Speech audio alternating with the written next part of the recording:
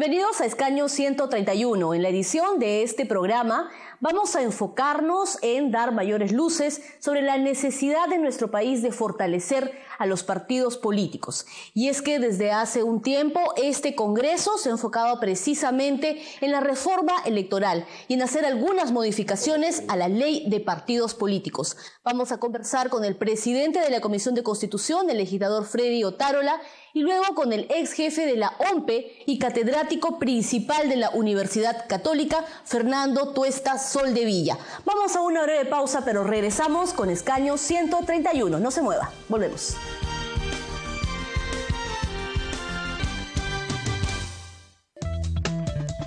Las latas de refresco y cerveza y los vasos descartables tardan hasta 10 años en descomponerse. Evita usar productos desechables, prefiere los que se pueden reusar. Una pequeña acción puede generar un gran cambio.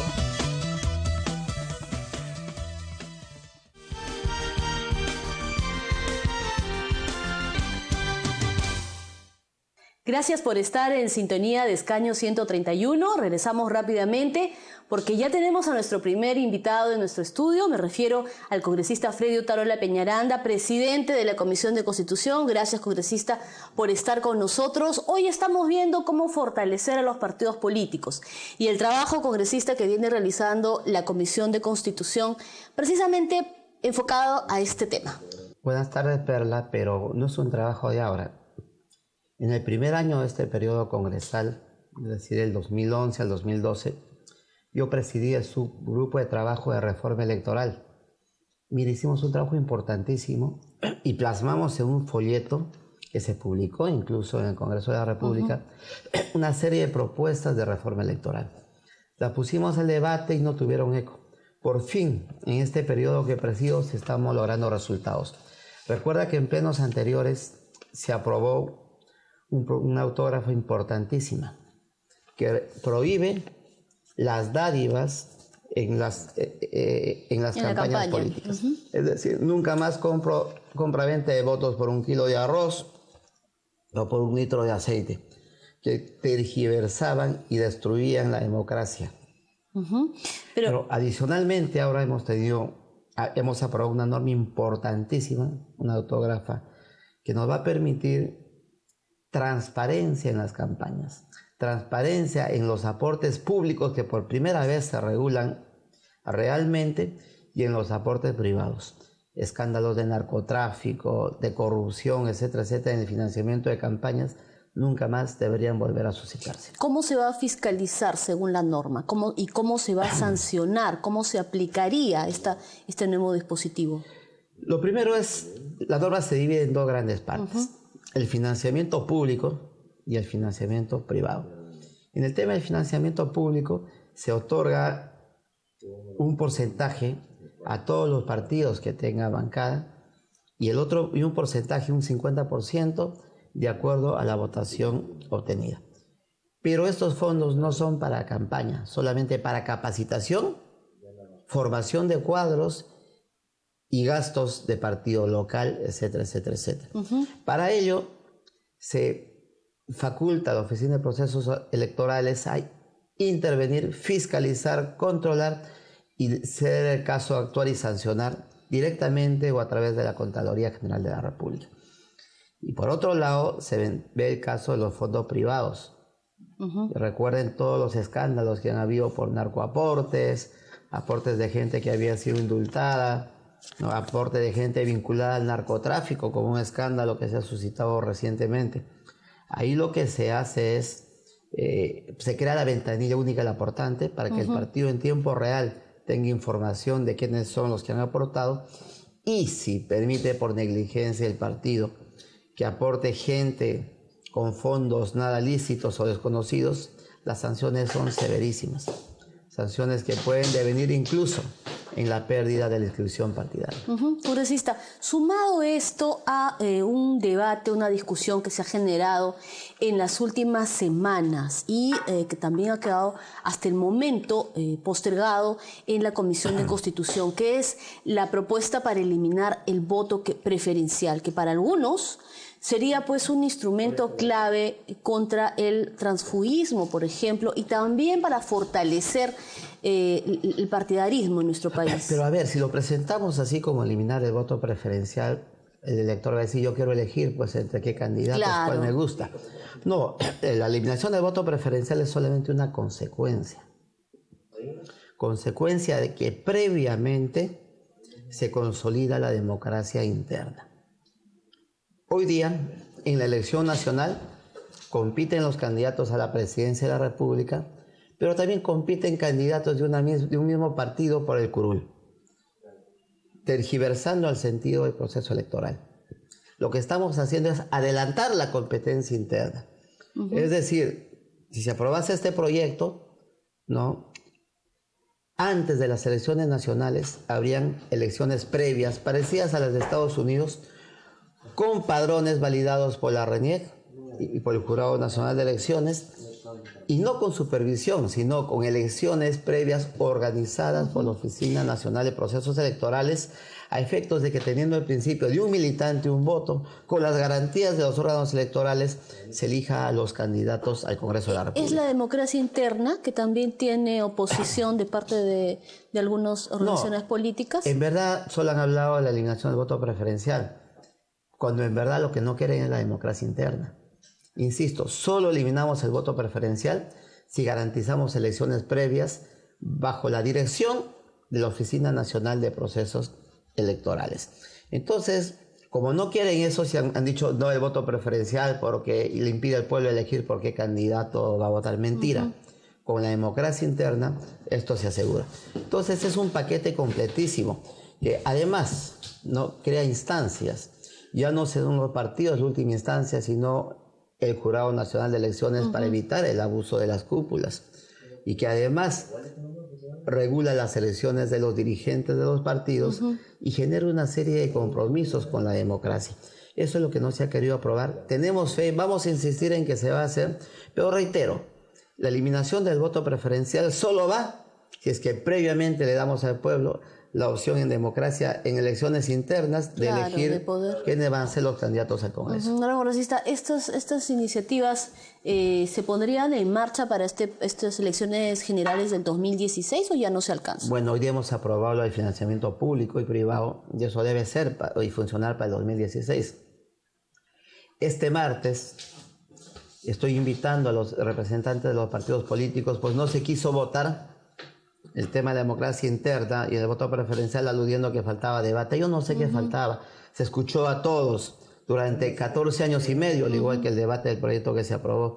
Se ha debatido todos los argumentos de los organismos electorales, de los partidos políticos. Sin embargo, una cuestión previa impidió que se vote, con la intención de que una vez convocadas las elecciones ya no se pueda cambiar lo del voto preferencial. Cumpliendo con esa cuestión previa con la que no estaba de acuerdo, pues democráticamente hay que aceptarlo, estamos invitando para este martes a los presidentes o las personas que esto designen de los partidos políticos con bancada en el Congreso, a efectos de escucharles, y luego pondremos nuevamente el tema en votación. ¿Y usted cree que realmente estos mecanismos, estas propuestas, ayuden a fortalecer a nuestros partidos políticos, teniendo en cuenta que ahora hay inscritos, por ejemplo, 21 agrupaciones políticas, ¿no? Y se habla pues de que existe fraccionamiento, resquebrajamiento de los partidos, fraccionamiento legislativo también? En efecto, un gran daño que ha hecho a los partidos es el transfugismo. Por eso nosotros queremos regular el tema del transfugismo, pero eso ya será materia de otros dispositivos legales que dudo mucho lleguen para este proceso electoral. Pero insisto, lo que hemos logrado nosotros al consumo con los organismos electorales son las grandes reformas. Y avanzamos la mitad. Nos falta la otra mitad, que es la de la democracia interna y el voto preferencial. Hubiésemos querido ver temas como la doble cámara. Yo soy partidario de la doble cámara. Sin necesidad de aumentar el número de congresistas, digamos 90-30, ¿no? Se podía fácilmente crear una nueva cámara del Senado. Pero ya no hay tiempo para eso, porque además eso requiere de reforma constitucional, mayoría o del calificada, escaño vacío. ¿Qué pasa si un partido lleva a un narcotraficante? Se vota al narcotraficante, perfecto. Se va a la aprobó el cárcel. escaño vacío, ¿se aprobó? No, todavía. Pero la pregunta es, ¿qué pasa con el partido que tuvo la irresponsabilidad de llevar a un narcotraficante. Son temas, estamos avanzando, los dos grandes proyectos ya los asumimos y el otro ya será quizá para futuros procesos. A julio, congresista, cuando culmine el trabajo de la comisión que usted preside, ¿qué otras normas pueden tener, o proyectos o propuestas pueden alcanzar el consenso necesario?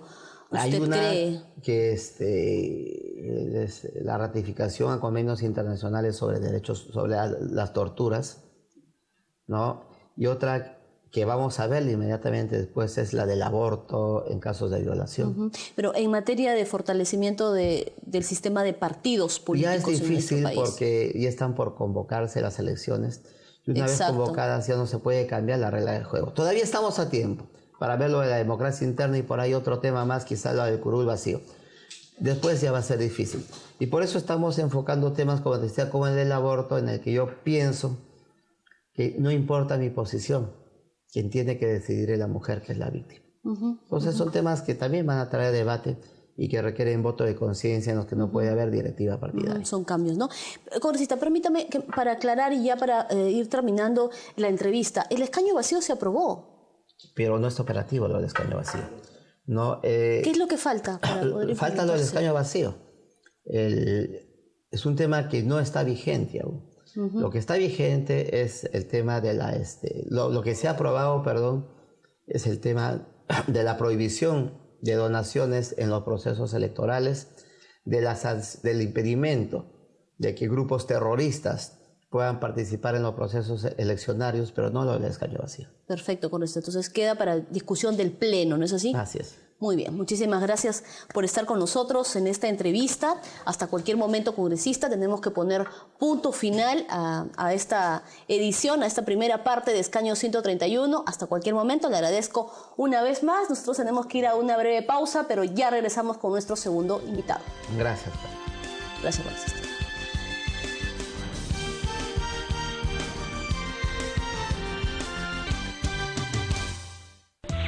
Si se trata de distancias cortas, prefiere ir a pie o en bicicleta. Los autos arrojan cada año 300 millones de toneladas de dióxido de carbono a la atmósfera. Una pequeña acción puede generar un gran cambio.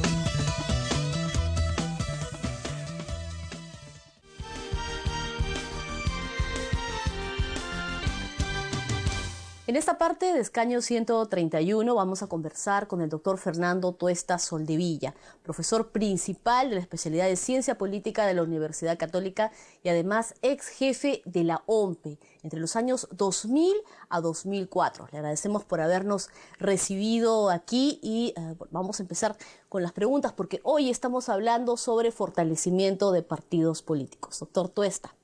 Doctor, ¿qué ha pasado con los partidos políticos en estos últimos 15 años? Se habla de un resquebrajamiento, se habla de fraccionamiento partidario. No han logrado recuperar lo que fueron hasta la década del 80 y ahí tiene que ver, creo, con varios factores.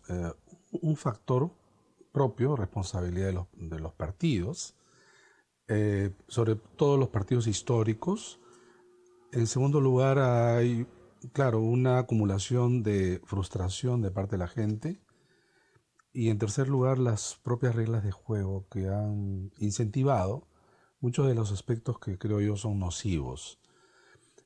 Claro, casi 15 años después, lo que tenemos es partidos nuevos, yo le he denominado emergentes, pero que no han tenido, digamos, ni las capacidades de liderazgo organizativas y de incidencia, digamos, histórica, que han ganado, digamos, escaños en el Congreso, pero no han hecho algo que antes los partidos históricos hacían. Por ejemplo, tener raíces a nivel provincias, a nivel subnacional. Y hoy en día tenemos muchos partidos a nivel regional que no tienen incidencia nacional y tenemos muchos partidos a nivel nacional que no tienen incidencia subnacional. Esto ha llevado a una situación de mayor precariedad y que lamentablemente no ha sido respondido ni con la eficacia ni la integridad que merecen algunas medidas, sobre todo de reforma. ¿Y esto afecta a nuestra democracia? Se habla de que precisamente los partidos políticos son pilares de la misma. Sin duda, no existe en realidad ni siquiera sistema político, no vamos a decir ya democracia en general. No existe sistema político, pueden, digamos, dejar de tener partidos un periodo muy corto, pero allí, particularmente donde hay democracia, necesita, no es posible pensar la democracia sin partidos. Son una necesidad, por una sencilla razón. Porque la política no puede ser, sobre todo la política representativa, la suma de acciones individuales, ¿no? Se tiende a agrupar, se tiende a juntar, se tiende a hacer política de manera conjunta porque además su impacto es mayor.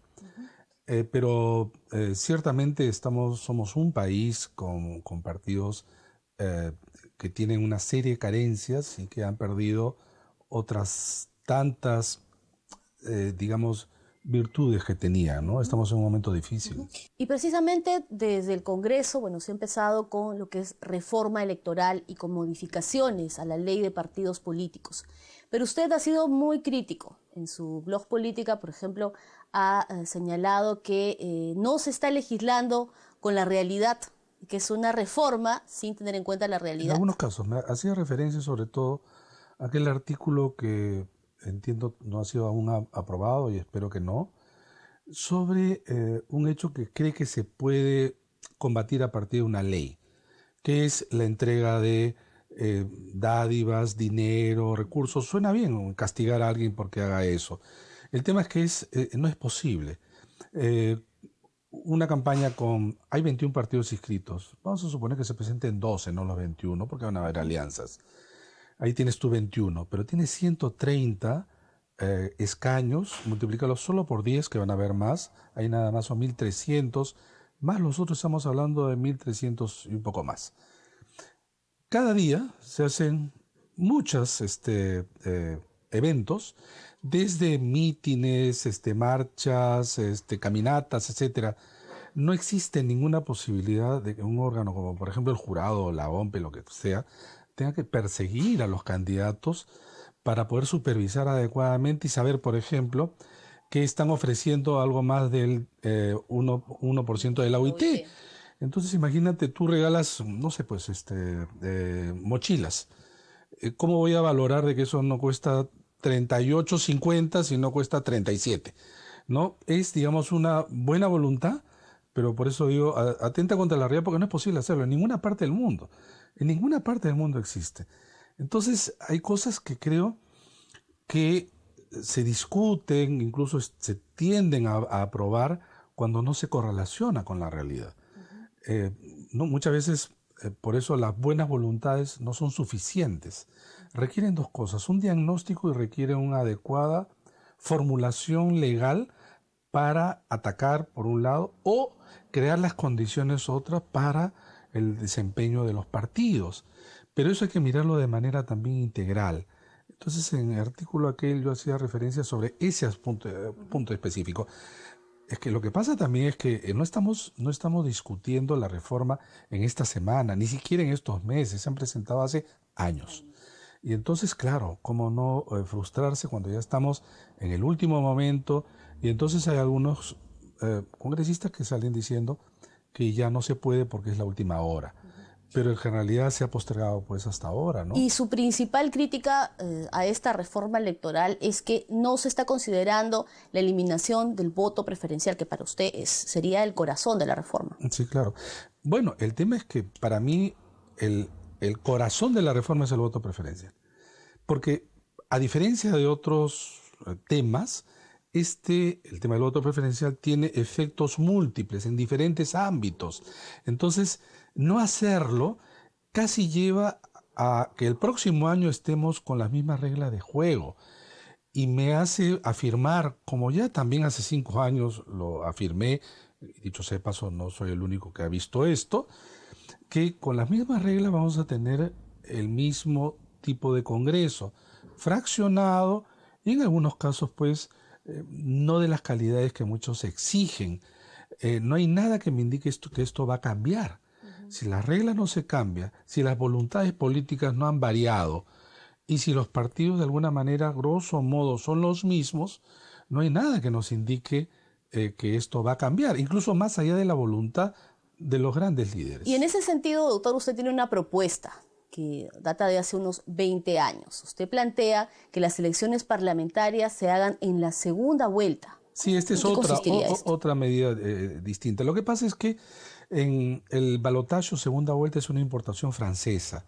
Lo que pasa es que los franceses hacen balotaje y segunda vuelta tanto para el presidente como para el Congreso. América Latina importó, y particularmente Perú, solamente presidencial. Pero la idea del balotaje o segunda vuelta es que tú debas, tienes dos objetivos.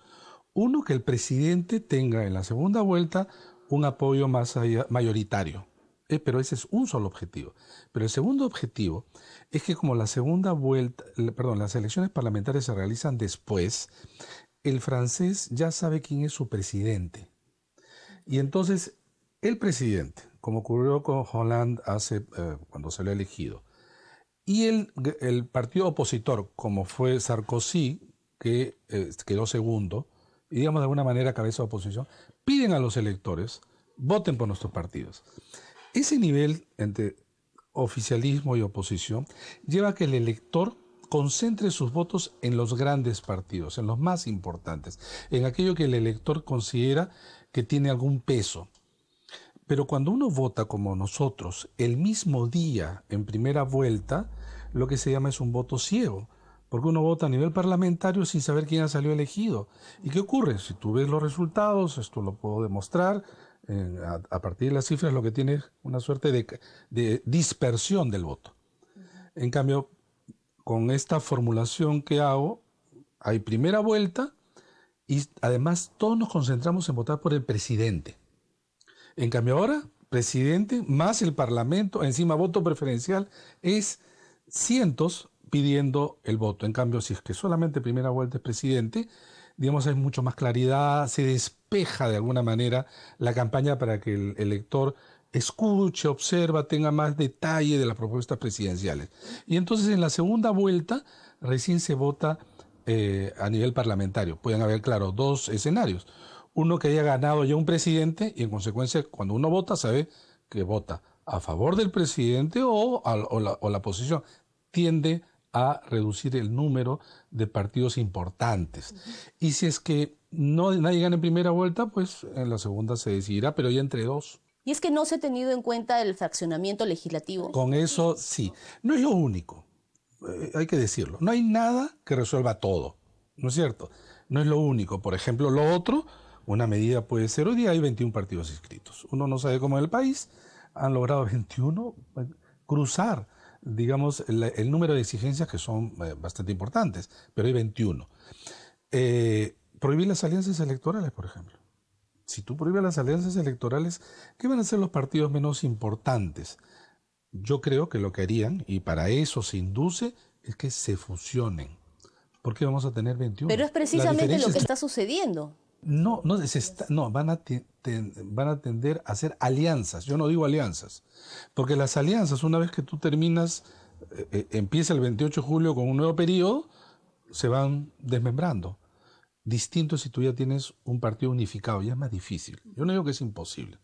Entonces tú combinas lo que te he dicho, más, prohibición de alianzas y ya tenemos una situación que nos podría encaminar a algo mejor de lo que tenemos. Suponemos que esta propuesta también debe considerar la eliminación del voto preferencial. Totalmente. ¿Lo hará este Congreso? Bueno, yo creo que como nunca el tema de la reforma política estaba en agenda. Nunca antes se ha discutido tanto, por lo menos se sabe que se discute. Ni nunca antes los medios de comunicación también, ni los organismos electorales han estado tan presentes